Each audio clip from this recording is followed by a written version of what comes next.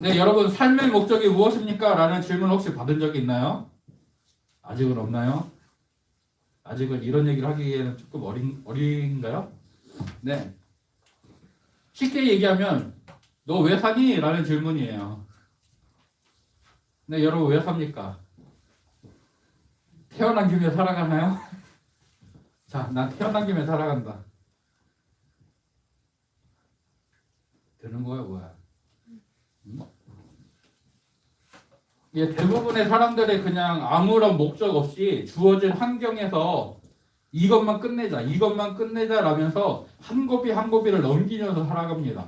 학생 때는 억지로 공부하고 또 억지로 대학을 가고 또 그 다음에는 또 억지로 취직을 하고 억지로 직장을 다니고 억지로 살다가 그냥 결혼하고 그렇게 살다가 그냥 하루하루 그냥 내가 해야 되는 내가 할 수 있는 일들을 적당히 해 나가면서 하루하루를 살아가는 게 보통 사람들의 일반적인 삶이에요.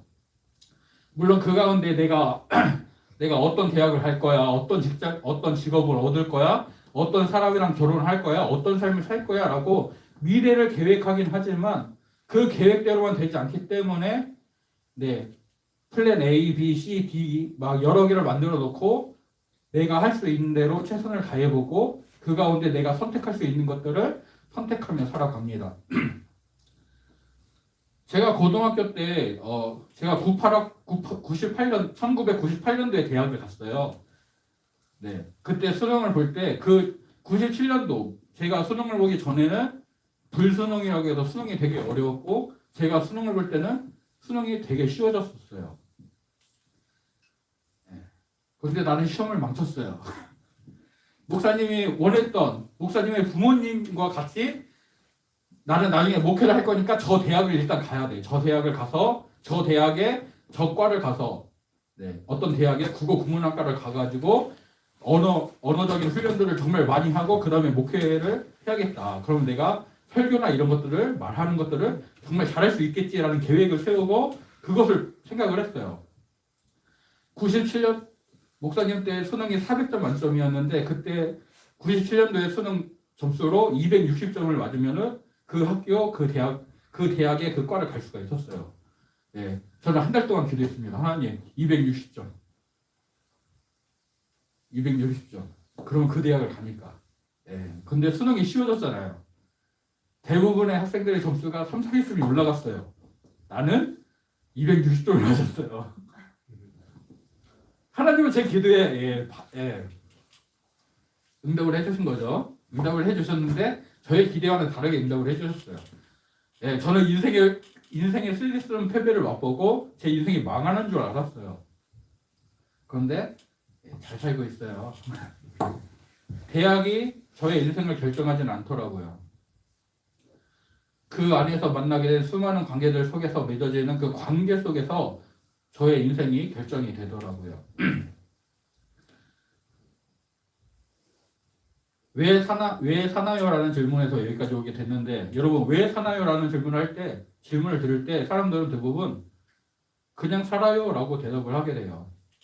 하지만 우리는 이 이른 시간에 교회까지 나온 믿음의 사람들이잖아요. 우리의 대답은 달라야 돼요.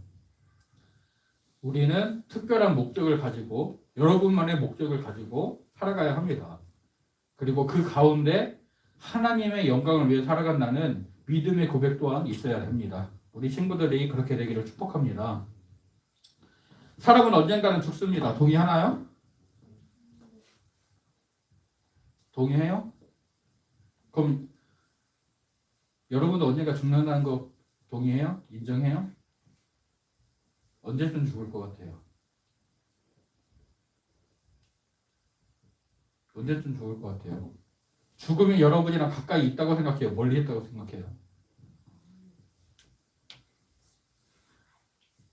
멀리 있죠. 근데 되게 멀리 있죠. 3년 전에 목사님의 할머니가 3년 전이 아니구나. 죄송해요.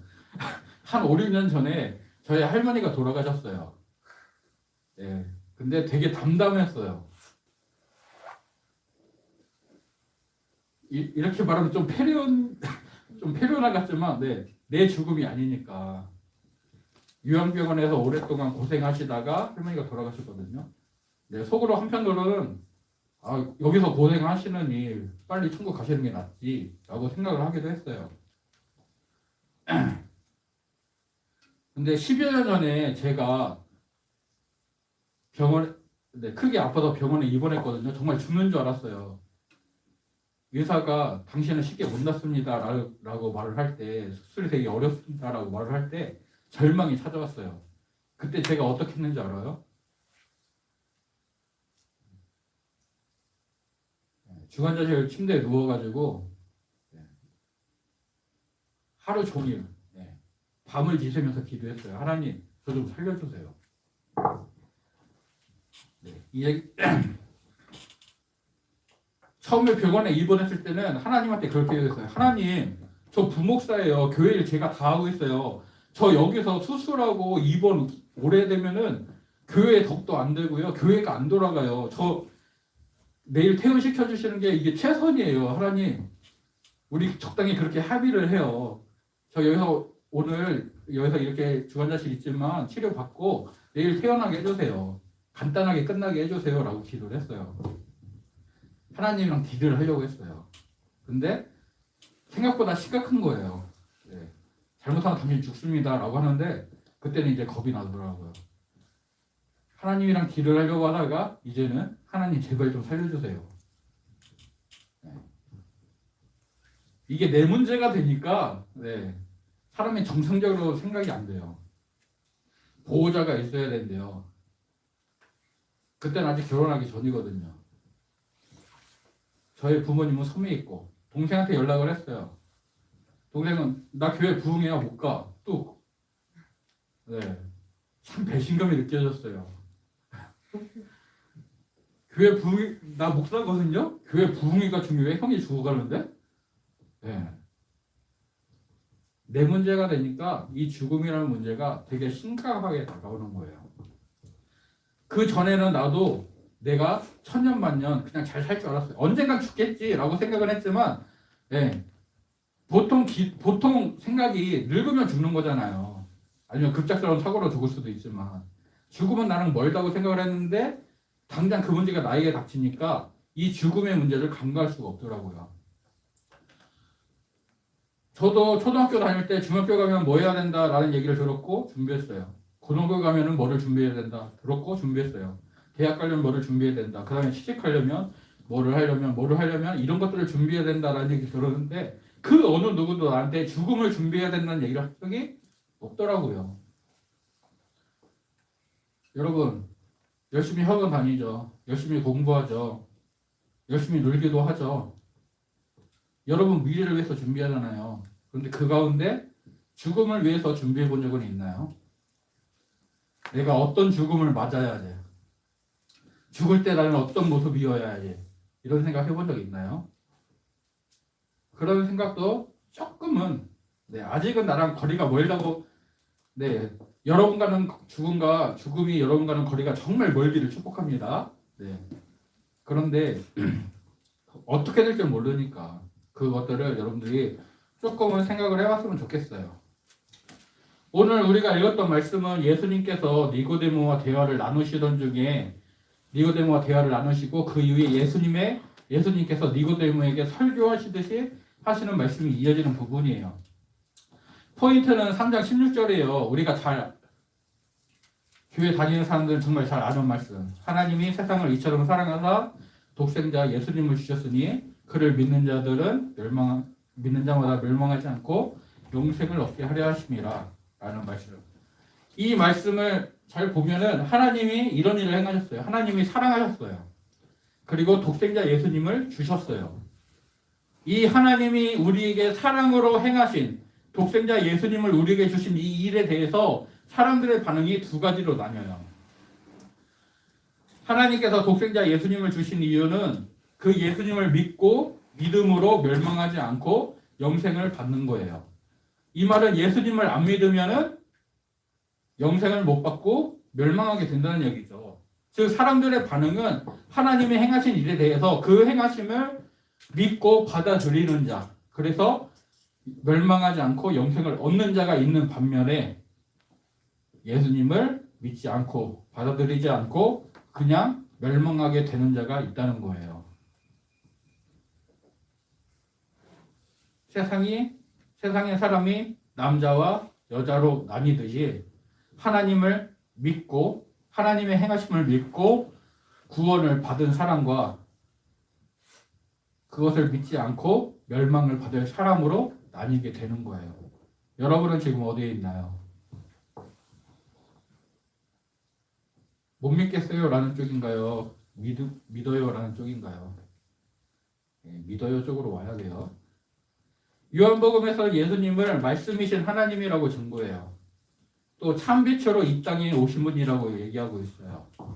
이 세상은 사람들의 죄악으로 가득한 악이 가득한 어두운 곳이에요. 이 어두움에 익숙하게 사는 사람들은 빛이 비치는 것을 싫어해요. 왜냐하면 자기가 행한 악한 일들이 드러나거든요. 빛으로 오게 되면은 내가 행하던 것이 잘못된 거구나, 내가 잘못 살았구나, 내가 죄인이구나, 나한테는 아무런 소망이 없구나, 나한테 누군가 구원자가 필요하구나, 나를 해방시켜줄, 도와줄 누군가가 필요하구나 라는 것을 인정하게 되거든요. 근데 악한 사람들은 그것을 거부해요. 빛으로 나오지 않아요. 그런데 진리 안에 있는 사람들은, 그 진리를 찾는 사람들은, 하나님의 은혜를 받은 사람들은 그 빛으로 나와요. 예수님을 믿고 그 안에서 자신의 연약함을, 내가 죄인임을 고백하면서 하나님의 은혜를, 예수님의 그 사랑을, 구원을 간구하며 나아가죠. 이 말씀에서도 두 부류로 나뉘어요. 빛을 거부하는 자, 빛으로 나오는 자. 여러분들이 빛으로 나오는 사람이 되기를 축복합니다. 사도 요한은 이 3장에서 예수님과 니고데모의 대화를 기록하고 그 위에 예수님의 설교를 기록하면서 세상 사람들은 두 부류로 나뉜다라고 얘기해요. 하나님을 믿고 하나님의 행하신 일을 믿고 영생을 받는 사람, 하나님의 행하심을 믿지 못하고 자기 행과 자기 생각으로 살다가 그냥 멸망받게 될 사람. 이 땅에 자기 백성을 구원하시려고 함께 하시는 하나님의 은혜를 보여주시려고 이 땅에 오신 그 예수님을, 하나님이 보내신 자 독생자 예수님을 믿고 빛으로 나오는 사람, 예수님을 거부하고 빛으로 나오지 않는 사람. 어떤 사람이 될래요?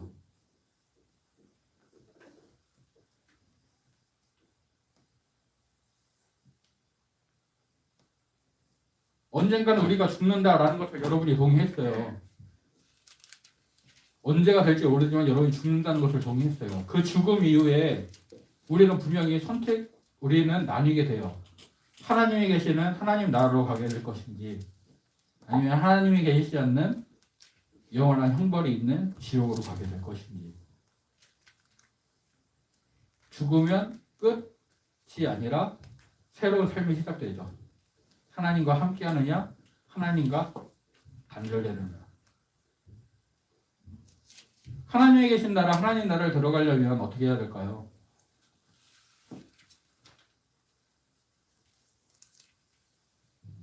여러분의 집에 들어가는 사람은 여러분의 가족이 들어가요. 하나님의 자녀가 하나님 나라에 들어가요. 하나님의 자녀가 되려면 예수님을 믿고 영접해야 되죠. 예수님을 믿고 영접하는 것은 구원을 받는 것이고요. 그 구원받는 사람들이 하나님의 나라에 들어갑니다. 하나님의 자녀가 됩니다. 하나님의 자녀가 된다는 것은 하나님과 내가 관계를 맺는다는 거예요. 우리가 하나님을 믿으면서 하나님을 아버지라고 불러요. 나의 영적인 아버지라고 불러요. 하나님이 나의 아버지가 되시면은 하나님이 행하신 모든 일들이 나를 위해 하신 일이라는 믿음이 생겨요. 근데 그것을 믿지 못하면은 하나님이 예수님을 이 땅에 보내신 게 나랑 상관이 없어요. 쉽게 얘기를 해볼까요? 제가 작년까지 초등부만 담당했었잖아요. 여러분은 중고등부지만 나를 보면 교회 목사님이니까 인사를 하지만 중고등부의 담당 목사님이 아니기 때문에 특별한 관계를 맺지는 않아요. 그냥 세종 온율교회에 있는 목사님일 뿐이에요. 근데 오늘부터는 다르죠. 내 목사님이잖아요. 우리 목사님이잖아요.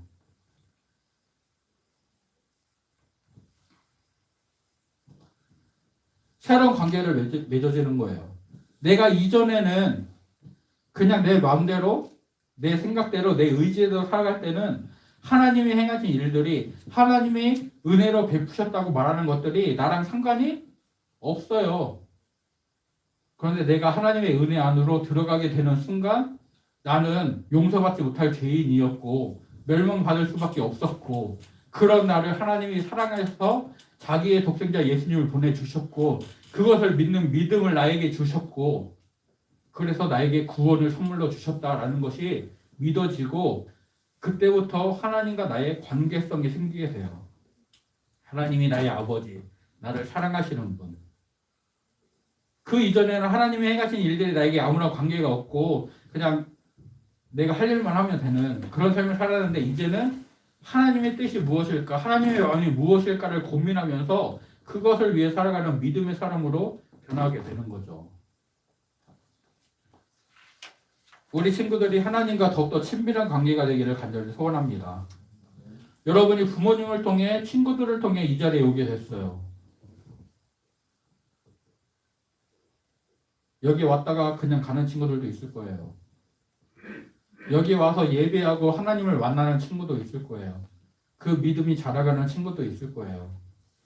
하나님과 어떤 관계를 맺을지 그것은 이제 여러분이 선택을 해야 돼요.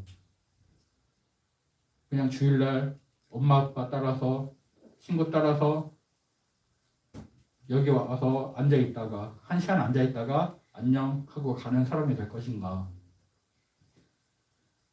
아니면 여기에 와서 예배하는 그 하나님을 계속해서 생각하고 의지하고 그 하나님과 동행하는 삶을 살 것인가. 우리가 하나님과 가족이다, 우리가 하나님의 자녀다라는 얘기를 하잖아요. 가족이 된 거잖아요. 그럼 가족이 어떻게 살아가나요? 가족은 같은 공간, 같은 집에 살아요. 같은 공간에 있어요. 또 같은 공간에만 있는 것만은 충분하지 않죠. 같은 시간을 공유해야 돼요.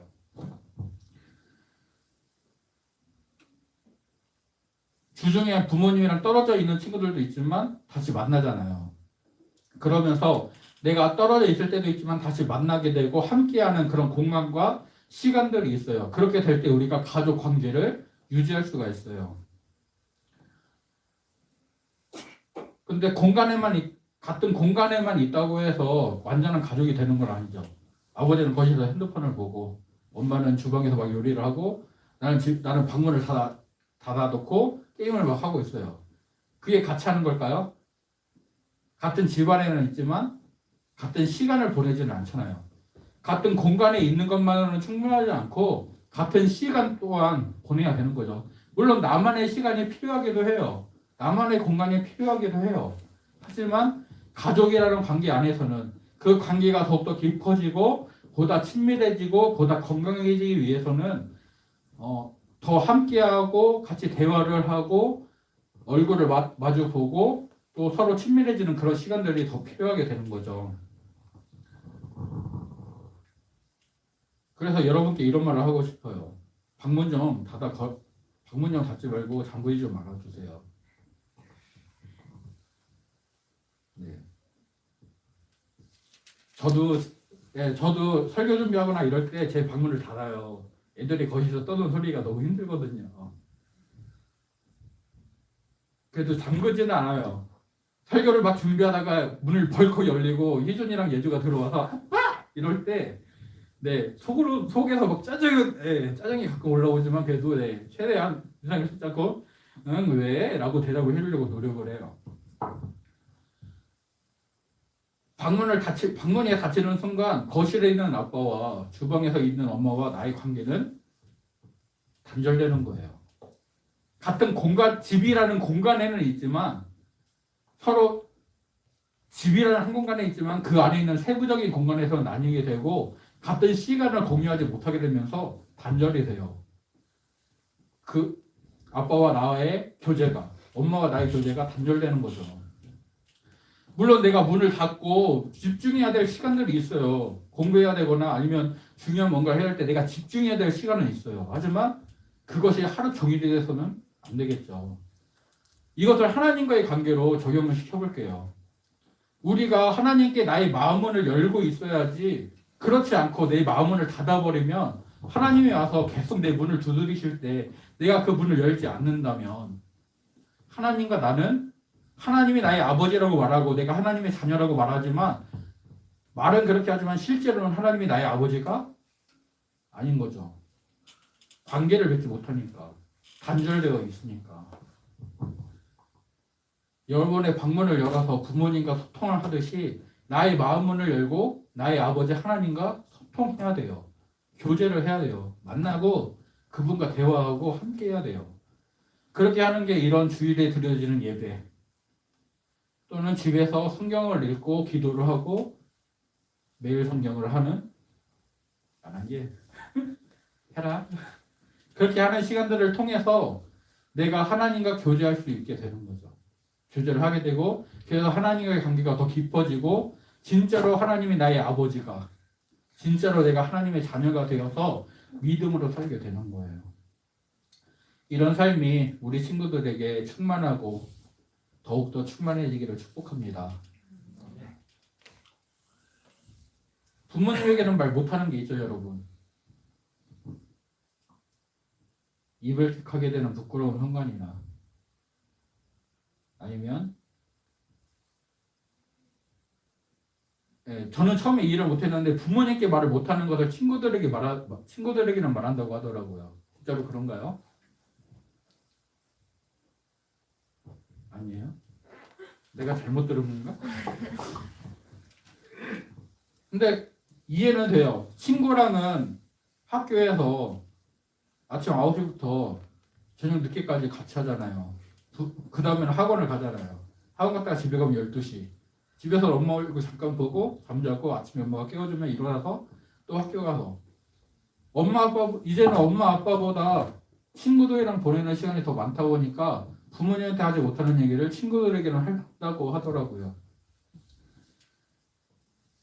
근데 중요한 건 내 인생을 책임져주고 도와주는 건 친구들이 아니라 부모님이라는 거죠. 부모님을 통해서 하나님이 나의 인생을 주관하시죠. 근데 우리는 정말 중요한 결정권자인 부모님이나 하나님이 아니라 친구들을, 나 자신을 의지할 때가 더 많아요. 이제 여러분의 시선이 하나님께로 돌아가기를 축복합니다.